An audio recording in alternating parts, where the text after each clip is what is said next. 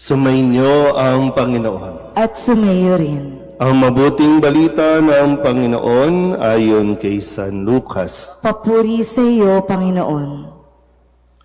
Noong panahong iyon, samantalang isinasalaysay ng mga alagad ni Jesus ang nangyari sa daan at kung paano nila siyang nakilala nang pagpira-pirasohin niya ang tinapay, si Jesus ay tumayo sa gitna nila.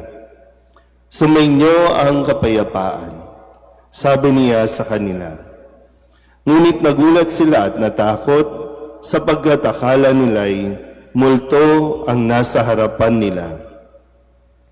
Kaya't sinabi ni Jesus sa kanila, "Ano't kayo'y nagugulumihanan?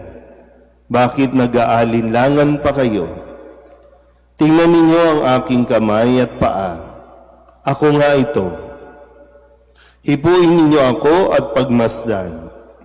Ang multo'y walang laman at buto, ngunit ako'y mayroon, tulad ng nakikita ninyo." At pagkasabi nito, ipinakita niya sa kanila ang kanyang mga kamay at mga paa. Nang hindi pa rin sila makapaniwala dahil sa malaking galak at pagkamangha, tinanong sila ni Jesus, "May makakain ba riyan?" Siya'y binigyan nila ng kaputol na isdang inihaw. Kinuha niya ito at kinain sa harapan nila. Pagkatapos sinabi sa mga alagad, "Ito ang tinutukoy ko nang sabihin ko sa inyo noong kasama-sama pa ninyo ako.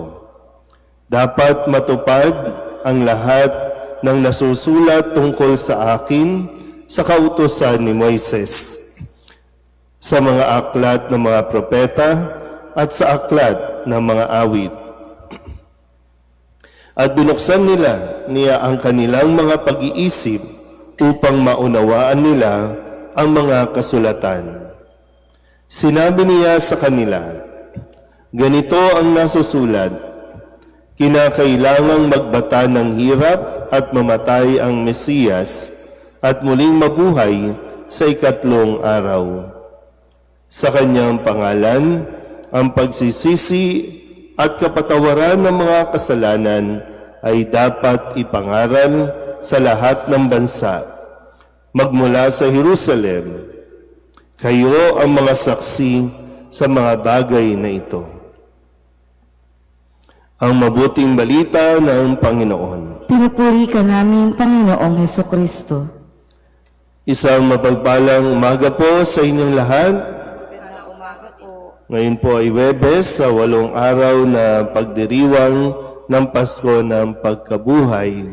At muli, ang tawag sa atin ay mga Easter people, mga mamamayan ng Pasko ng muling pagkabuhay. At muli, naasahan sa atin na hindi lang tayo nagdiwang, hindi lang natin inalala ang mga pangyayari na naganap noon, kundi ang paanyaya sa atin ay maisabuhay natin ang diwa ng Pasko ng Pagkabuhay. Sa unang pagbasa, sa pagpapatuloy natin mula sa mga gawa ng mga apostol, makikita natin dito na sila po ay mas confident, mas malakas na ang loob, mas matapang na ipahayag. Kung noon, nung si Kristo ay hulihin, silang lahat ay nagsipagtago, nagsipagtakas, pero ngayon sila po ay lantaran ng nagsasalita sa pangalan ni Jesus. At sila'y nakakapagpagaling na rin ng mga may sakit, at lalo tigit yung pangaral na ibinilin ni Kristo na sa kanyang pangalan, ang pagsisisi at ang kapatawaran ay dapat na ipangaral sa mga tao.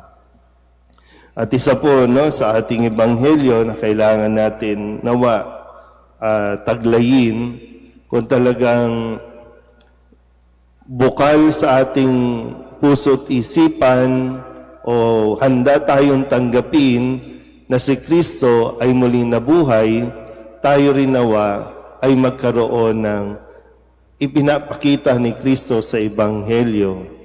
At ano yan? Tingnan niyo po, no? Si Kristo matapos na iwanan ng mga alagad, ipagkanulo, ikaila, at iwan no, ng marami. Pero ngayon, siya ay mismong nagpakita sa kanila at ang kanyang unang bati ay sumainyo ang kapayapaan. Na pagpapakita ng isang tunay na malakas, tunay na matapang, yung haharapin mo ang mga taong nakasakit sa iyo, haharapin mo ang mga taong, sabihin natin, sabi ko kanina, no, nagkanulo at nang iwan sa iyo. O pwedeng sa lahat ng pagkakataon na kay Kristo yung parang karapatan na magalit, karapatan na manumbat, karapatan na manisi, pero hindi na ito ginawa ni Jesus. Kundi ang kanyang pagpapakita sa kanila, ang hatid niya ay kapayapaan. Nang sa ganon, mapalaya na rin ang mga alagad sa kanila pong mga nararamdaman na pagsisisi.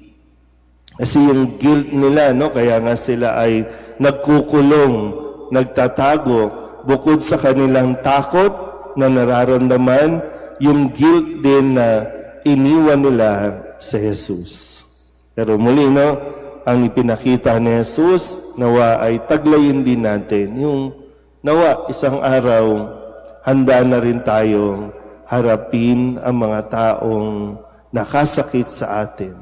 Harapin na rin at lalo tigit patawarin ang mga taong nagdulot sa atin ng matinding kalungkutan, nagdulot sa atin ng matinding disappointment, kasi nga tayo ay mga isinilang na sa pagdiriwang nating ito ng Pasko ng muling pagkabuhay. Ito rin nawa ay yung hingi natin kay Kristo, no? Yung biyaya na mas maging matapang tayo, mas maging malakas tayo. Baka minsan ilang taon na nating daladala ang mga bagay na ito, ilang taon nating daladala yung mga paninisi natin sa mga tao.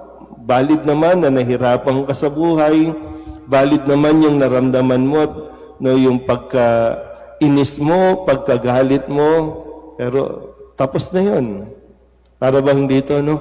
Tapos na yun. Ngayon, buhay na siya, muli siyang nabuhay, ganun din tayo, na isang araw na pagdaanan na natin lahat ng iyon, o pwedeng pinabayaan ka noon, pero buhay ka pa rin naman hanggang ngayon, at ano pang point para isisi sa kanila. Although marami tayong dapat na matutunan doon, at nawa, yun yung mas manatili sa atin. Imbis na panunumbat, imbis na pakikipag-away, lalo tigit, higit sa paghihiganti. Kapayapaan nawa, pakikipagkasundo ang atin pong ibigay. Nang sa ganon, lahat po tayo ay lumaya sa mga masasama at hindi magandang nararamdaman natin o saloobin. Amen.